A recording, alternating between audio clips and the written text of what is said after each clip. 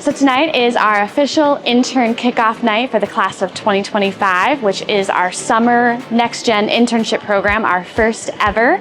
But it's really to welcome everyone that's a part of the students' experience into what the Walser journey will look like for them. We've got an amazing 12 weeks ahead, packed full of experiences, education, knowledge, projects, and even a project showcase at the end of the summer.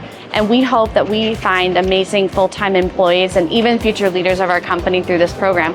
The interns are going to be embarking on an amazing 12-week journey that will include education, programmatic, knowledge, cross-function learning, a lot of networking, and just learning from different leaders and different mindsets and perspectives. Our goal is to show these students that the automotive industry is packed full of career opportunities, whether it's marketing, IT, accounting, sales, inventory, HR.